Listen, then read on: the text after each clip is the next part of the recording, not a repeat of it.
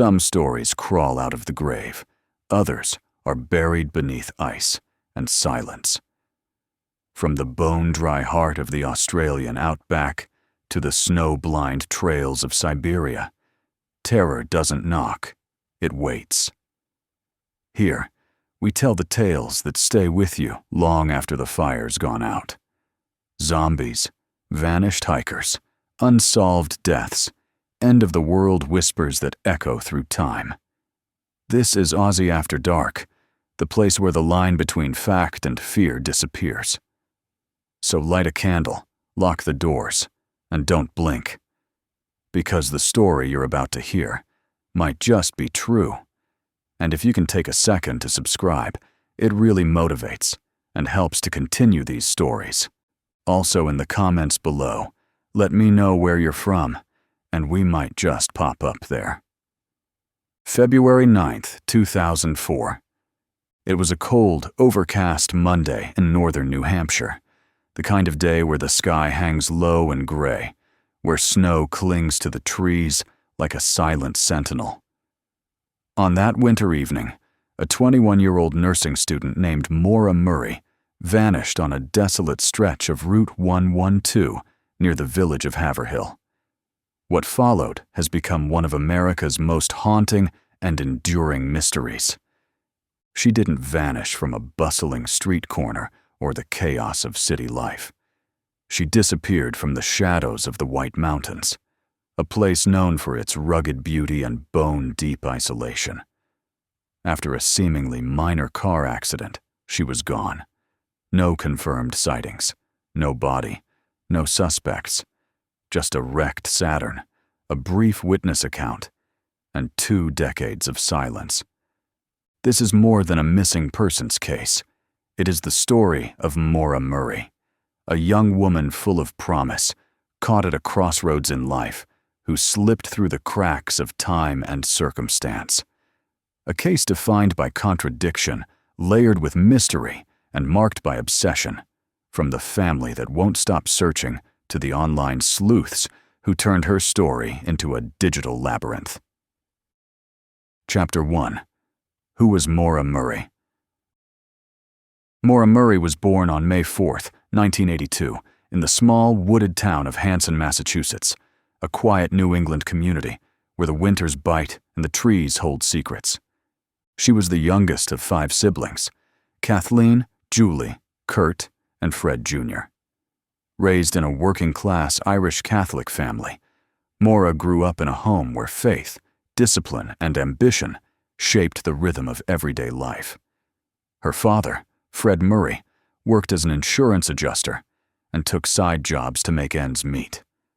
Her mother, Lori, was a nurse, someone MAURA deeply admired, and whose compassion and strength she often tried to emulate. Life in the Murray household was both loving and intense. Fred was a strong-willed, hands-on parent, deeply involved in the lives of his children, especially MAURA. He was the kind of father who made sure you showed up, worked hard, and followed through. Later, that devotion would turn into an obsession as he spent years searching for the daughter who disappeared into the snow. MAURA was bright, exceptionally so. Teachers described her as focused and polite, with a quiet confidence that never demanded attention, but always held it. She was reflective, intelligent, and fiercely self-disciplined. By high school, she was more than just an academic standout. She was a gifted athlete. She ran cross-country for Whitman-Hanson Regional High School, where she dominated races and was ranked among the best in her region. Her long strides and effortless pacing made her a natural. Coaches said she trained harder than anyone else, pushing through pain with a silent tenacity. Her team relied on her, not just for performance, but for calm steadiness. But MAURA wasn't just a runner. She was a friend who remembered birthdays, a sister who kept secrets, a girl who read books late into the night, and who helped her classmates without ever making them feel small. Friends described her as loyal, funny, and warm, but also private.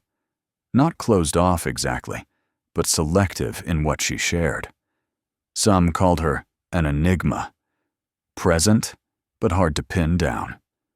After graduating in 2000, MAURA's excellence earned her admission to one of the most elite institutions in the country, the United States Military Academy at West Point. There, she studied chemical engineering, a demanding program chosen not for ease, but for challenge. She also joined the track team, continuing to break personal records while balancing military drills, academic intensity, and a tightly regulated life. West Point is not for the faint of heart. It's a place where structure is king, and emotion must take a back seat to protocol. MAURA did well, at least on paper, but after her freshman year, she transferred to the University of Massachusetts Amherst. The official reason was personal, a desire to pursue nursing instead of engineering. Some speculate she was homesick. Others think West Point's regimentation clashed with the more introspective side of her personality. At UMass, MAURA finally settled into a rhythm that seemed to fit her better. She studied nursing, a profession that aligned perfectly with her calm demeanor, her ability to think clearly under pressure, and her desire to help others when they were most vulnerable.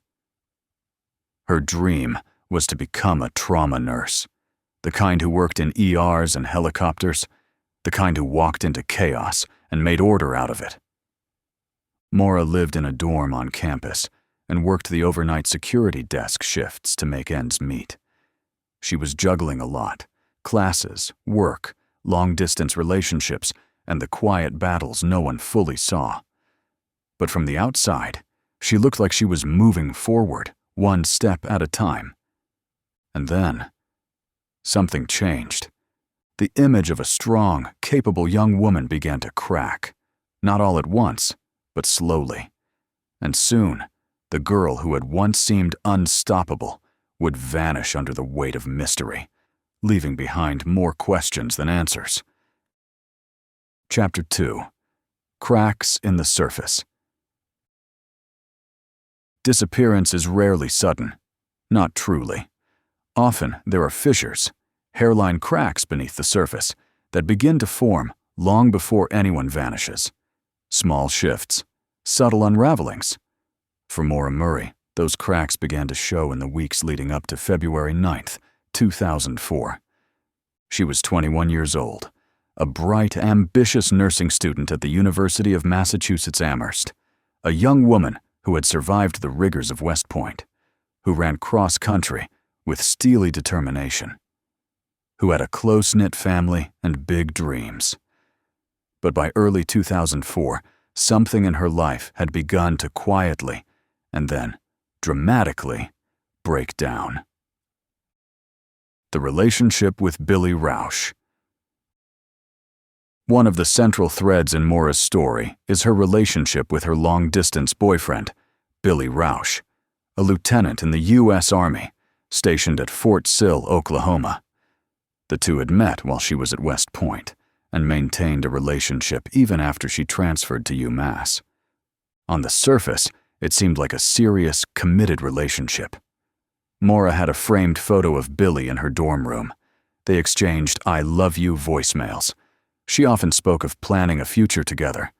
But privately, there were complications. In the months before her disappearance, there were allegations, some confirmed, others speculated, of infidelity.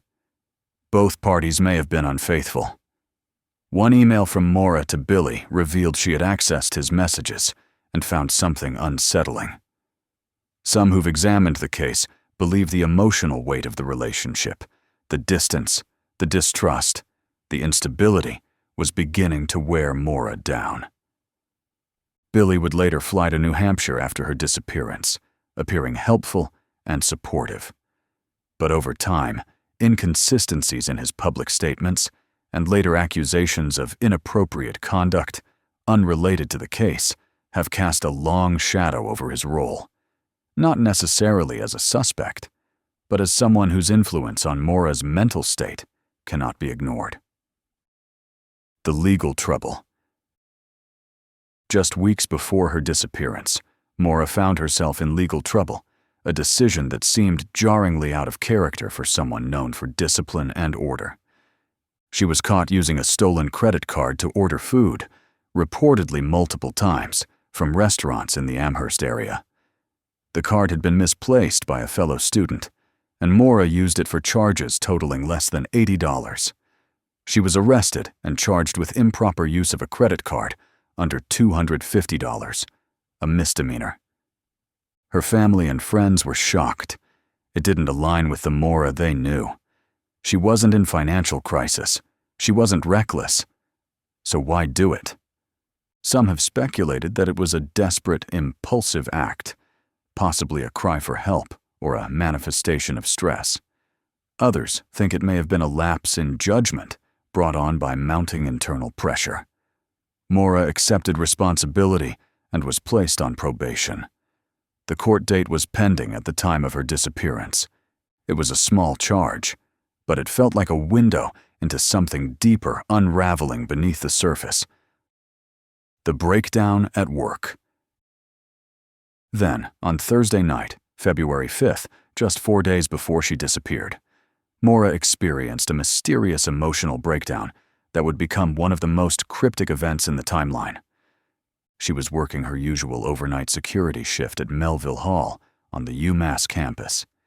It was quiet, uneventful, until around 1 a.m. when she received a phone call.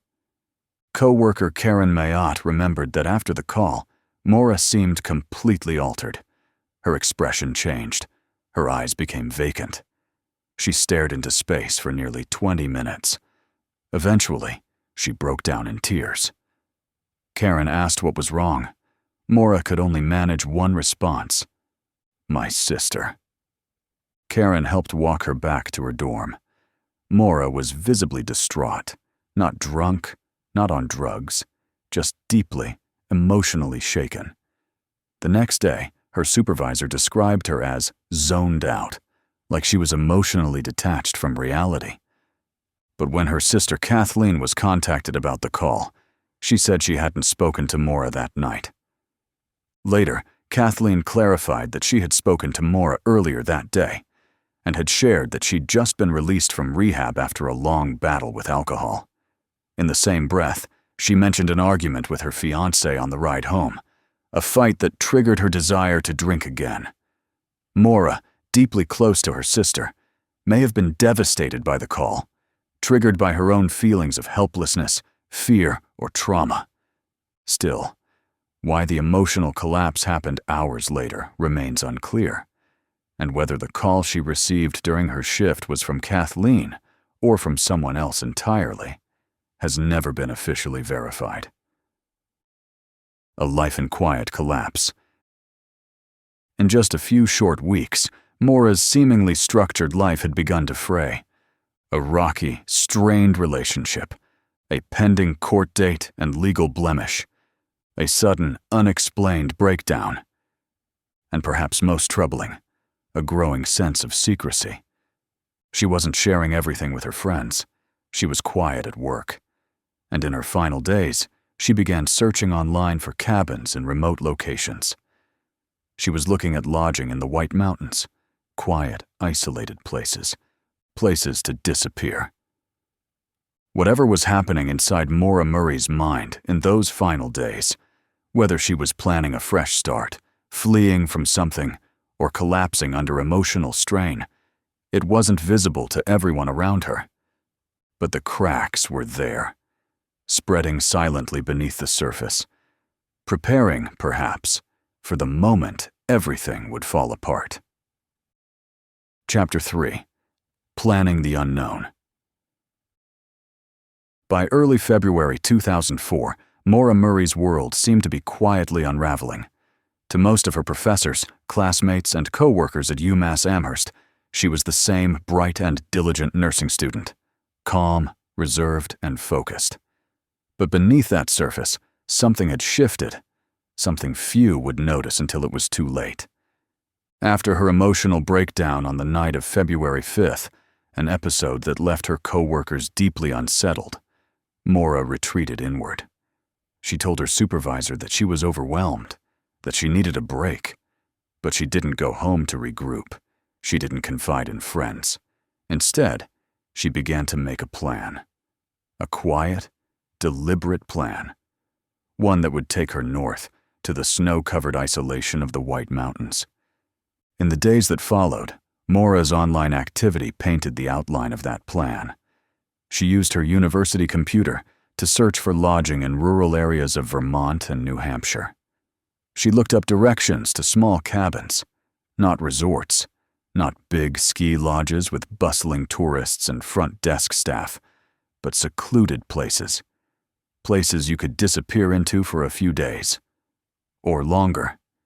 She also checked the weather in those areas, not just the weekly forecast, but detailed conditions, snow levels, road closures, temperatures. She seemed to be preparing, not for a spontaneous getaway, but something more calculated. Why there? Why the White Mountains? That area held a personal significance for MAURA. Her family had vacationed there when she was younger. She'd hiked those trails and skied those slopes. Bartlett, a small town nestled near the base of the mountains, appeared in her search history. It wasn't random. It was familiar, maybe even comforting. Then came Monday, February 9th, the last known day MAURA was seen. That morning, she began tying up loose ends. First, she emailed her professors, claiming there had been a death in the family and that she would be gone for a week. It wasn't true. No one in her family had died.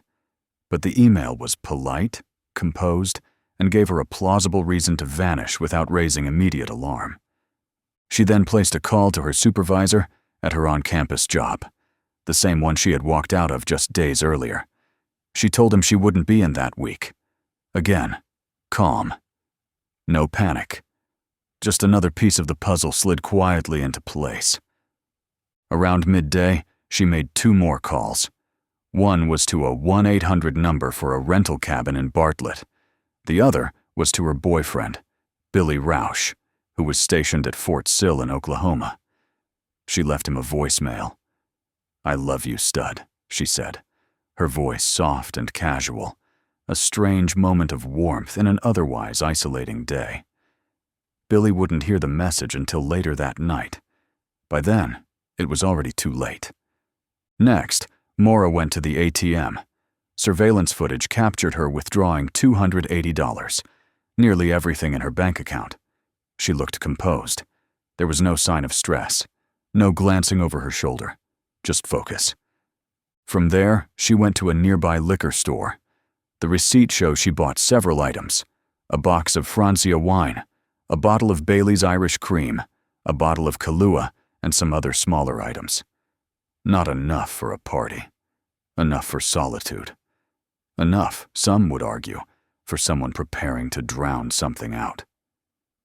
She then returned to her dorm briefly. What she did there is unknown. Some believe she cleaned out her belongings. Others think she simply grabbed more clothes. What we know for certain is this: when she left campus for the last time, she took with her several days' worth of clothes, school books, and personal items. She printed out an email from Billy, a deeply emotional note he'd written during one of their many long-distance arguments, and placed it on top of a box in her car. Some interpreted that as symbolic. Was it closure, a message, or just a remnant of something unresolved?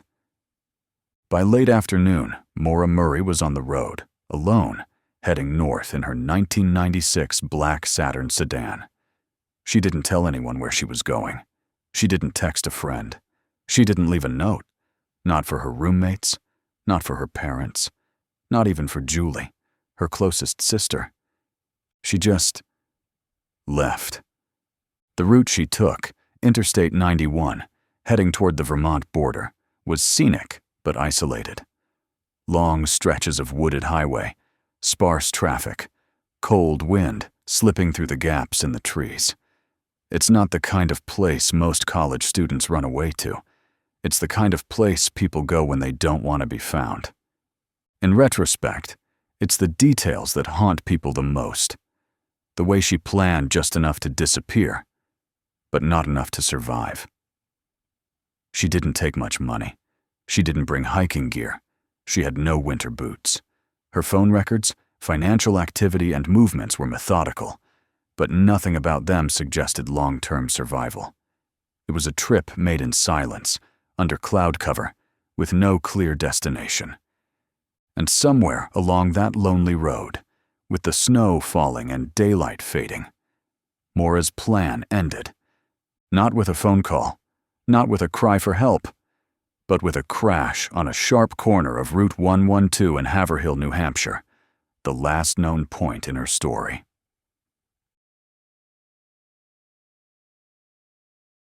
Chapter 4. The Accident on Route 112. February 9th, 2004.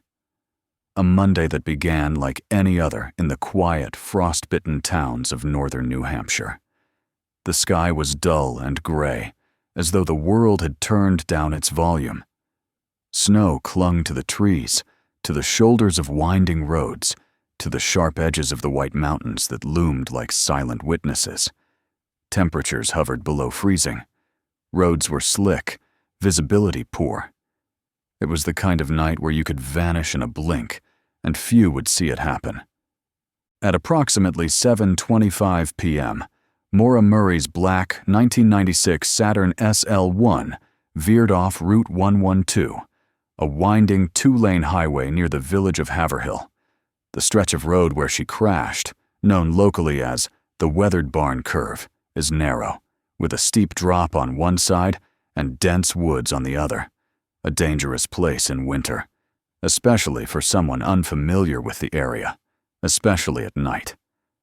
Her car struck a snowbank and possibly a tree, sustaining significant front-end damage. The radiator was pushed in. The windshield cracked on the driver's side. One of the airbags deployed. A box of wine lay torn open in the back seat, its contents spilled across the floor.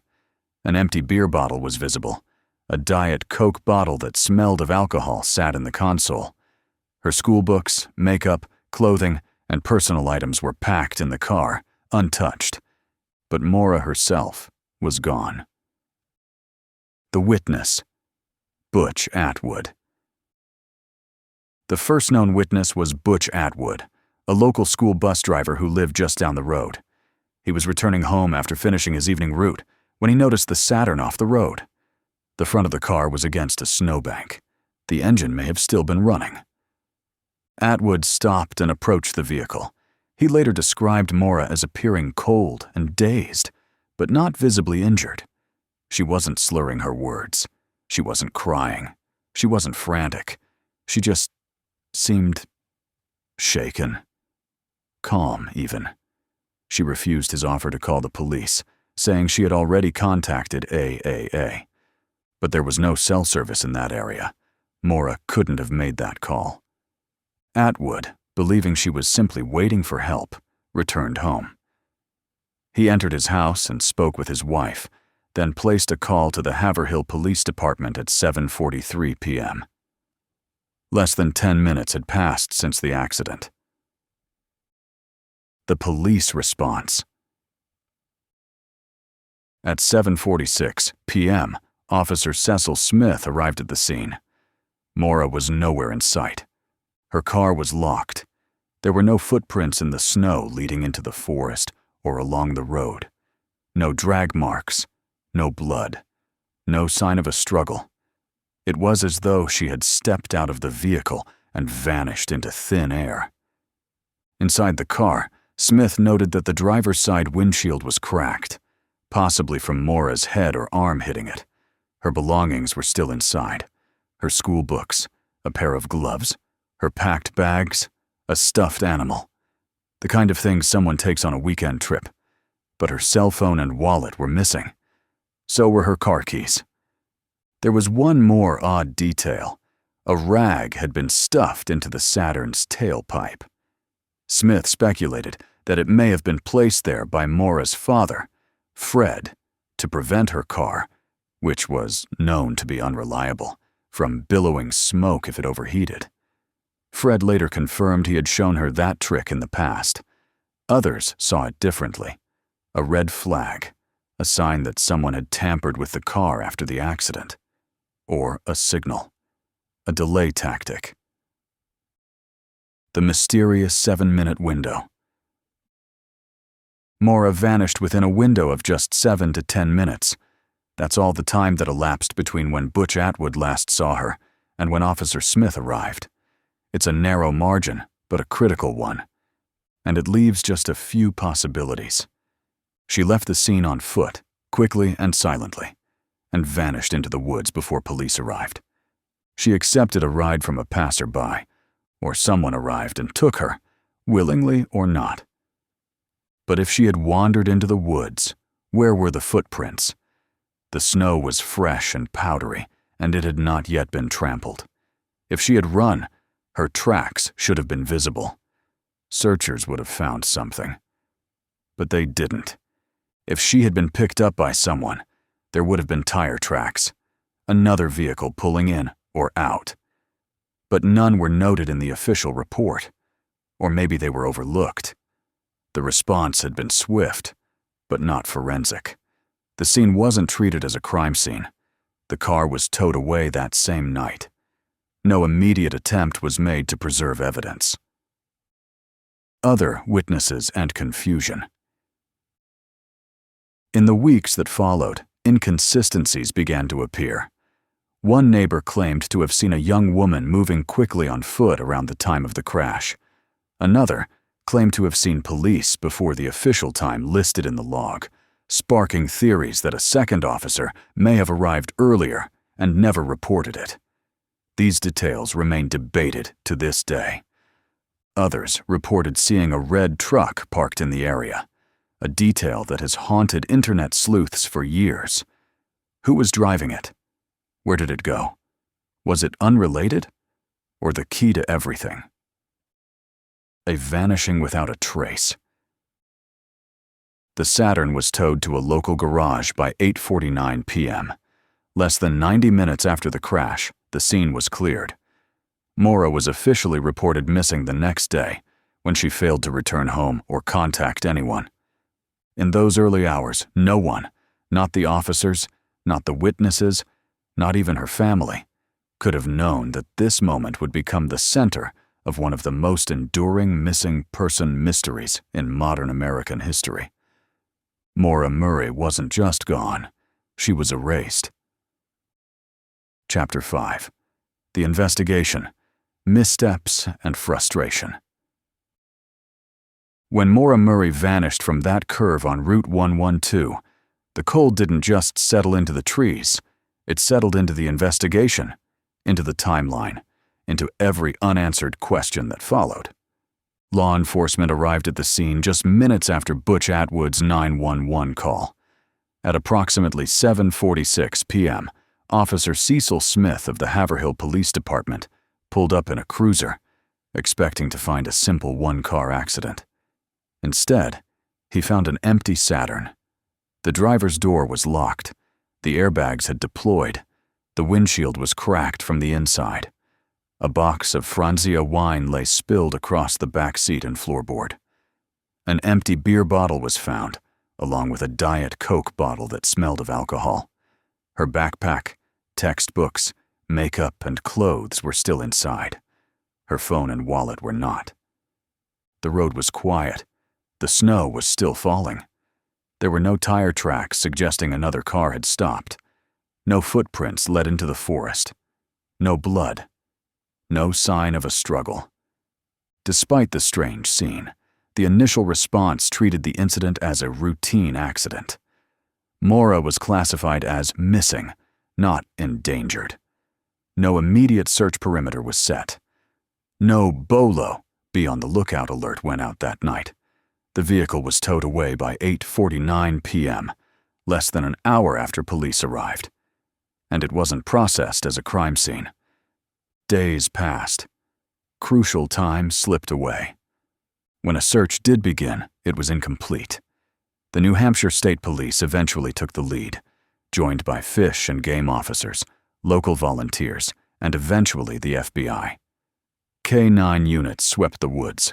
A scent trail was picked up, leading roughly 100 yards east from the crash site before abruptly stopping in the middle of the road. Did she get into a passing vehicle? Was it someone she knew? Or someone who offered help with darker intentions? Helicopters scanned the surrounding forest. Thermal imaging was deployed. Nothing. In the absence of answers, silence grew louder. Fred Murray, MAURA's father, quickly became the face of the search, a determined, angry, grieving father who never stopped pushing. From the very beginning, Fred questioned the handling of the case. He believed MAURA had met with foul play. He believed someone had picked her up, or worse, and he believed the authorities had missed critical windows to find her. Fred clashed with law enforcement. He accused them of withholding information, failing to pursue leads, and dismissing MAURA's disappearance as simply that of a runaway or troubled young woman. Over the years, he personally searched hundreds of acres of woods, knocked on doors, questioned residents, and followed every tip, no matter how far-fetched. His relentless pursuit earned him both admiration and criticism, but he never stopped. Meanwhile, the public's interest grew. MAURA's case became one of the first missing person cases to explode in the early internet age. Forums like WebSleuths and Reddit became digital crime boards, where users combed through phone logs, Google Earth images, and police transcripts. The case became a sort of dark puzzle box, with new users entering daily, hoping to solve what law enforcement couldn't. But the deeper you go, the murkier it becomes. Witness accounts changed. Timelines were debated. A red truck seen near the crash site was reported, then dismissed. A rag found in the Saturn's tailpipe, a possible sign of engine trouble, sparked endless theories. Was she trying to stall the car? Prevent smoke? Cover her tracks? Or did someone else place it there? Then there's the police report itself. Officer Cecil Smith's log stated that he arrived in SUV 001. But years later, witnesses, and even members of the Murray family, began to question if another officer, possibly Sergeant John Monahan, had arrived earlier in a different vehicle. That discrepancy alone has fueled dozens of conspiracy theories about cover-ups, jurisdictional errors, and worse. To this day, some of the original responding officers have refused interviews. Others have been reassigned or retired. The New Hampshire State Police have offered limited updates, citing the ongoing nature of the investigation. But for MAURA's family, that has never been enough. Frustration mounted in the years following. In 2006, a private search using cadaver dogs suggested a possible hit near an old home not far from the crash site. Fred begged for the property to be searched. It took nearly 15 years before ground-penetrating radar was finally used, and even then, no conclusive evidence was found. Every lead, every digging, every new technology, all met the same end: silence. Chapter 6. The Theories. When a person disappears, the mind clings to possibility, to reason. We try to understand the shape of the silence they leave behind. With MAURA Murray, that silence has echoed for over 2 decades, and in that vacuum, theories have grown, tangled, obsessive, sometimes reckless, but always reaching for truth. There is no confirmed crime, no physical evidence of death, no witness testimony that reveals where she went. But there are patterns, circumstances, clues that form the outer edges of something incomplete. And over the years, these clues have birthed a constellation of competing theories, each one offering a different answer to the same painful question. What happened to MAURA Murray? Theory 1. She ran away. Some believe MAURA deliberately vanished, that she was a young woman buckling under pressure, academic stress, legal issues, emotional instability, and decided to escape. The evidence they point to is circumstantial, but intriguing. She lied to professors about a death in the family. She researched rural cabins and mountain lodges. She withdrew nearly all the money in her account. She brought alcohol and personal items for what appeared to be a private trip. Maybe she just needed a break, a pause, or maybe she planned to leave everything behind. But there are problems with this theory. MAURA had no long-term supplies, no winter gear, no passport, no access to significant money, and most damning, no one has seen her since. No confirmed sightings, no paper trail, no phone activity. If she left without the means to survive, or without the intention to. Theory 2. She died in the woods. Another theory is more tragic, but simple. After the crash, MAURA panicked, fled the scene, and wandered into the surrounding forest. She was underdressed, disoriented, maybe intoxicated. In the deep snow and sub-zero temperatures, it wouldn't have taken long for hypothermia to set in. Those who support this theory cite the pressure she was under, the legal trouble, the emotional breakdown days before. They suggest the accident may have pushed her past a breaking point. But once again, the evidence works against it. Search dogs found no definitive scent trail into the woods. Cadaver dogs detected nothing. Helicopters saw no trace of a body. And the landscape has been searched dozens of times by professionals, volunteers, and even YouTube crews. For 20 years, not one thread of clothing, not one bone, not one shoe has been found. Theory 3. She was picked up and abducted. This theory is the most chilling, and the one her father, Fred Murray, has always believed. MAURA was taken. It would have only taken a few minutes. A car pulling up after Butch Atwood left. A stranger offering help, or perhaps someone she recognized. This would explain the abrupt end of the scent trail. It would explain the lack of footprints, the lack of struggle, the silence. She didn't wander. She was offered a way out and got in. If this happened, it raises horrifying questions. Who was that person? A local? A predator? Someone who had been following her? Some internet sleuths have speculated about a red truck seen by locals in the area that night. It was never officially identified. Others have focused on registered sex offenders living nearby, or former law enforcement with strange connections. No leads have ever confirmed any of this. Theory 4. Involvement of Billy Rausch. Then there is MAURA's boyfriend, Billy Rausch. Billy was stationed at Fort Sill in Oklahoma. He was, by all accounts, the last person MAURA spoke to before she vanished. He flew to New Hampshire to aid in the search, attended vigils, and worked closely with the family. On the surface, he was a grieving partner doing all the right things. But over the years, some began to question Billy's behavior. Emails between him and MAURA revealed a relationship under strain, marked by distance, jealousy, and emotional volatility. Allegations later surfaced, suggesting Billy may have had a controlling or even manipulative dynamic with MAURA. In the years after her disappearance, reports of alleged inappropriate conduct in his professional life raised new suspicions. But even with these red flags, there is no evidence that Billy was in New Hampshire that night. No evidence he was anywhere near Haverhill. Still, his name remains tangled in the narrative, a person of scrutiny, if not of interest. Theory 5. Local involvement and the unnamed suspects. Over time, many have speculated that someone in the local community was involved, either by chance or by design. The area where MAURA crashed is remote, sparsely populated. Some theorists believe she may have accepted a ride from someone she thought was safe, perhaps a resident or a passing driver familiar with the area. Some point to odd behavior from people living near the crash site, residents who allegedly gave conflicting statements or who refused to cooperate with follow-up searches.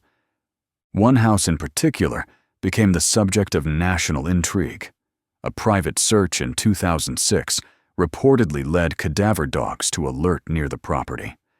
Fred Murray fought for years to have the house searched.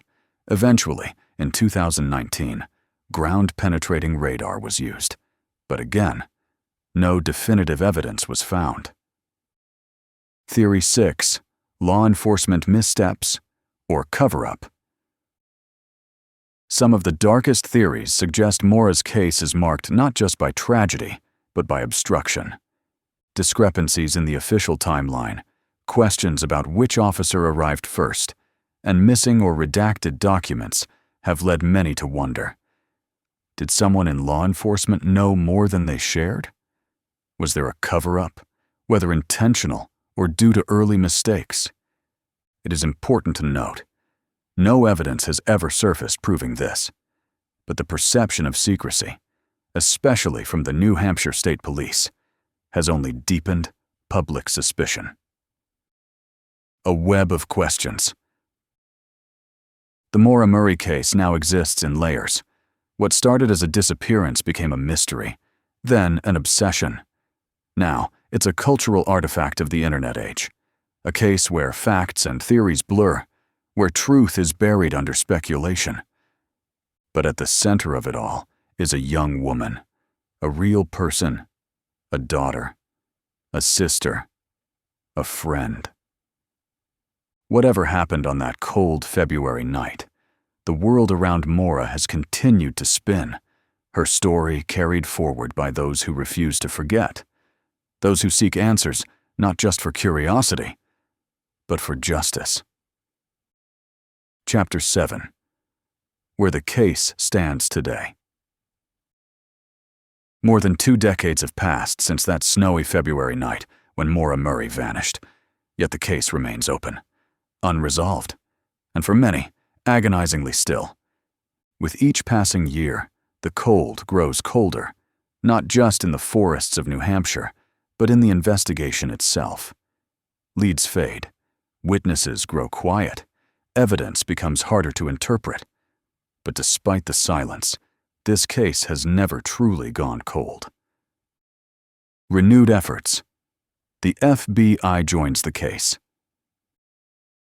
In 2021, nearly 17 years after MAURA's disappearance, a significant shift occurred. The FBI formally joined the investigation, partnering with the New Hampshire State Police and the Cold Case Unit. For many, it felt like a long overdue recognition that MAURA's case was more than a missing person report. It was something deeper, something that demanded federal resources, technology, and oversight. This cold case review marked a renewed commitment. The FBI created a searchable database of MAURA's case file. They interviewed past witnesses again. They re-examined physical evidence. And perhaps most importantly, they opened their doors to the Murray family, who for years had felt locked out of the process. But even with this renewed energy, answers have remained elusive. The search for evidence, radar, cadaver dogs, and rumors. In recent years, new technologies have been deployed in the search for MAURA. Ground-penetrating radar was used at multiple locations, including a basement on a property not far from the crash site, which had long been the subject of online speculation. Years earlier, cadaver dogs had reportedly alerted to human remains in that very spot, but for legal and logistical reasons, no search was conducted at the time.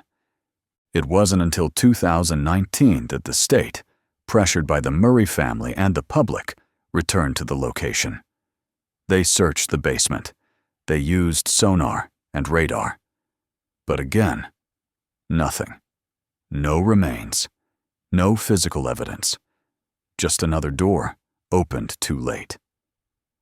In 2023, there was a flicker of hope.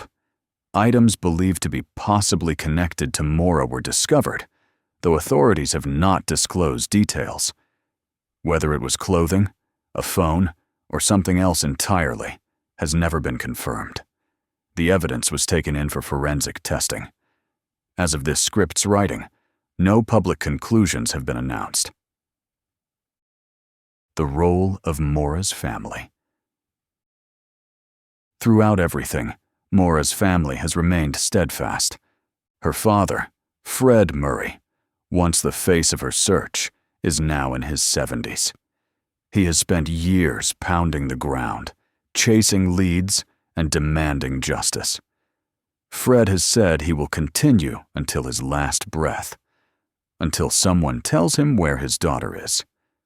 His belief that MAURA met with foul play has never wavered. In more recent years, it's MAURA's older sister, Julie Murray, who has stepped into the public eye. A former Army captain, Julie has become a disciplined, articulate advocate for her sister. She's given interviews, launched campaigns, hosted panels at true crime conventions, and worked tirelessly to keep MAURA's story visible in the ever-growing sea of unsolved cases.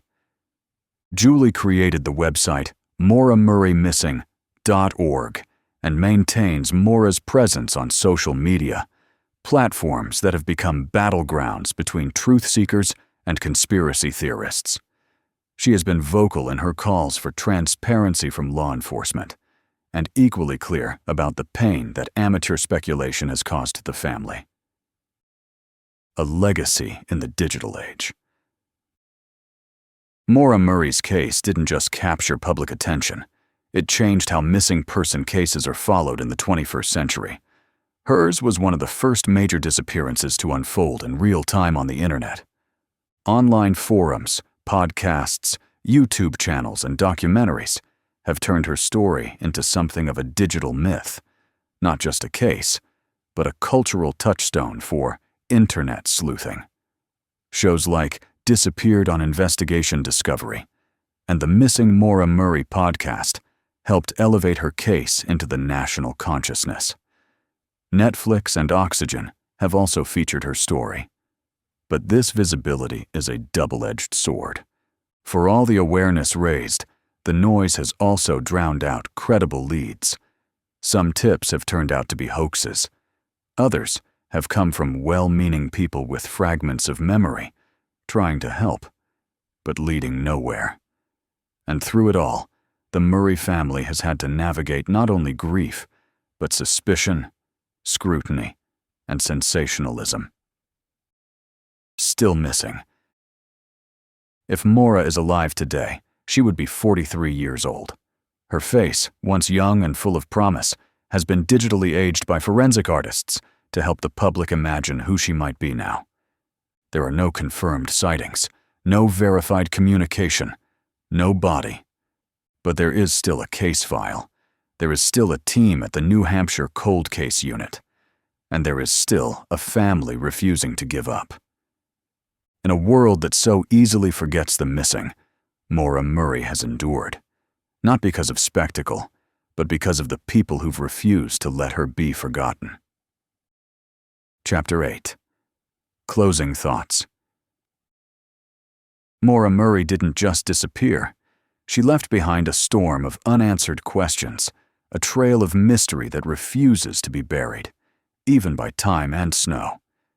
This isn't just a case file. It's a human story. A young woman with dreams, struggles, and a life cut short, whether by fate, accident, or the worst of intentions. And perhaps that's why it haunts us. So if you know anything about the disappearance of MAURA Murray, contact the New Hampshire State Police Cold Case Unit. And if not, remember her. Speak her name. Keep asking. Keep wondering. Because someone, somewhere, knows the truth. Let us know what you think in the comments. Until next time, stay in the light.